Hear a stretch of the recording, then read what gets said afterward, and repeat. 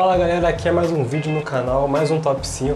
Ah, João, por que você só faz top 5? Cara, é o que todo mundo pode fazer agora, posteriormente eu pretendo fazer outras coisas, mas por enquanto vai o top 5.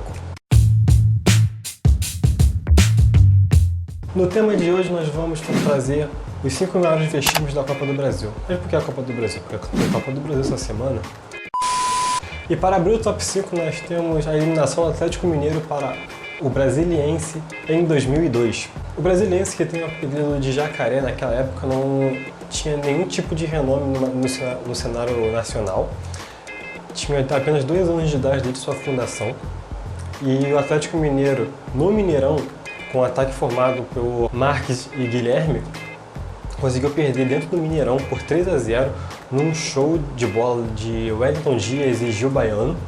Na partida de volta, o time de Brasília ainda voltou a vencer o Atlético Mineiro por 2-1, avançando à final contra o Corinthians.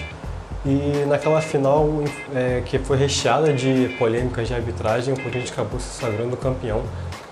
E assim a gente abre o nosso primeiro grande vexame na Copa do Brasil. Seguindo a onda de vexames, temos agora Palmeiras e Vitória, em partida de ida no Parque Antártico em 2003. Aquela goleada do Vitória, né? O Palmeiras, claro, que tinha recém caído para a segunda divisão no Campeonato Brasileiro de 2002. Vinha fragilizado, mas ainda assim tinha nomes como Zinho, Marcos, mas aquele jogo ficou muito marcado pelas falhas que o Marcos teve no jogo. Logo no começo da partida, o Vitória saiu na frente, uma falha do Marcos, e desandou de fazer gol. Aí veio o primeiro, o segundo, o terceiro, o quarto, o quinto, o sexto, até sair incríveis 7 gols do Vitória. O sétimo, inclusive, é uma imagem muito marcante em que o Marcos vai tentar afastar a bola, mas acaba furando de uma forma muito bizarra e o Vitória marca o seu 7º gol. A partida termina em 7-2. Na volta, em Salvador, o Palmeiras chegou a vencer a partida em 3-1, mas obviamente, pelo placar agregado, não conseguiu avançar às quartas de final.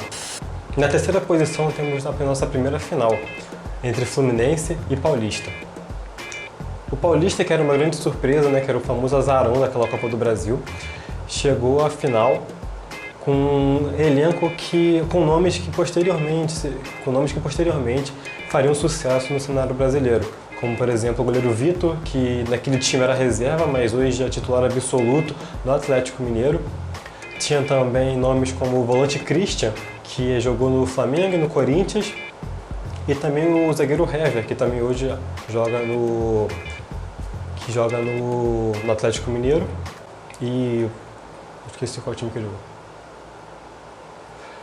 Flamengo e Grêmio. Fluminense querendo coroar o trabalho de Abel Braga. O Fluminense queria coroar o trabalho de Abel Braga naquela final e tinha um elenco com nomes interessantes e jovens como o zagueiro Antônio Carlos, o meia Diego Souza e também a jovem promessa Toróda, que acabou dominado, né? Mas era promessa, né? O jogo de ida foi em São Paulo. O Paulista ganhou de 2-0 do Fluminense, amassou o Fluminense naquele jogo, ganhando de 2-0, com gols de Márcio Mossoró e Léo. Na volta, o Fluminense não tinha o Maracanã, que estava interditado para obras do Pan-Americano 2007, então o jogo foi transferido para São Januário. Em São Januário, o Paulista conseguiu controlar bem a partida e manteve o jogo em 0-0, se sagrando campeão daquele ano. Na penúltima vergonha da Copa do Brasil, temos um jogo entre Vasco e Gama, em 2007, válido pela segunda fase da competição. O Vasco vinha muito empolgado porque o Romário poderia marcar seu 10º gol contra o Gama naquela partida. Ele já havia quase marcado seu 10º gol no clássico contra o Flamengo. Nesse jogo ele marcou o gol de número 999, num jogo onde o Vasco dominou o Flamengo, goleou inclusive, e poderia ter sido muito maior a goleada se não fosse o goleiro Bruno, que evitou o 10º gol do Romário num chute cruzado rasteiro do baixinho, onde ele tirou com o pé. O jogo poderia terminar em 4-0. Então existia muita empolgação do Vasco, talvez até o clube tenha subestimado um pouco o Gama. E além do primeiro jogo, que foi no Distrito Federal, o Vasco saiu de lá com um empate em 2-2, o que era muito bom, porque chegando no Rio ele poderia apenas empatar e avançar de fase. Sabendo da possível comemoração, o jogo saiu de São Januário e foi para o Maracanã. E, né? Quando que dá certo isso, envolver jogo comemorativo com o jogo oficial? Logo no primeiro minuto de jogo, o Gama saiu na frente após um chute de fora da área e o goleiro Cássio. Ai, Cássio. Que vascaíno que gosta do Cássio? Me fala. E daí ficou um bom tempo no Vasco, hein? Mas o Cássio, né? Cássio do bracinho curto, falhou bizarramente no primeiro gol do Gama. Mas alguns minutos depois o Vasco empatou. E o que também seria bom, porque o empate de 1-1 no placar agregado, com o gol fora de casa contando, o Vasco ainda assim passava de fase. Mas o Gama olhou e falou: não. Após um belo apertado fora da área, o Gama marcou o segundo gol e assim avançou de fase na Copa do Brasil. Ah, sim, e o Romário não marcou seu 1000º gol, ele só foi marcar o seu 1000º gol dias depois, no jogo contra o Sport em São Januário. Eu acho que se tivesse deixado São Januário, talvez saísse o 1000º gol naquele jogo.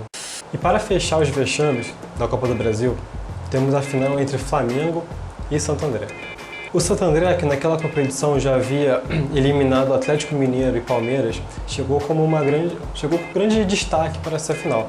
Mas ainda assim, o Flamengo era amplamente favorito para o jogo. Ainda mais porque depois do jogo de ida, da partida de ida, em São Paulo, o Flamengo ter conseguido um empate em 2-2, uma partida onde saiu na frente, o Santo André empatou e logo depois virou, e no final do jogo o Flamengo conseguiu arrancar um empate. O time rubro-negro apenas precisava de um empate simples para poder se sagrar campeão. Aí entra aquela superioridade flamenguista, né? Maracanã lotado, jogo festivo, e que pode dar errado, né? Sempre dá certo. Sabendo da empolgação do Flamengo, o técnico Félix Chamusca, que já havia chegado na final com um brasiliense em 2002, fechou o time no primeiro tempo, trancou o time de verdade, foi um bom esquema tático, não deixando o Flamengo jogar. E no segundo tempo conseguiu dominar por completo o time rubro-negro, deixando os jogadores, soltando os jogadores aos poucos para que tentasse alguma coisa até que saíssem os 2 gols que levou o título para São Paulo. Então galera, esse aqui é mais um Top 5. Se vocês estão gostando, se inscreve no canal. Se vocês quiserem continuar acompanhando mais vídeos, deixem seu like.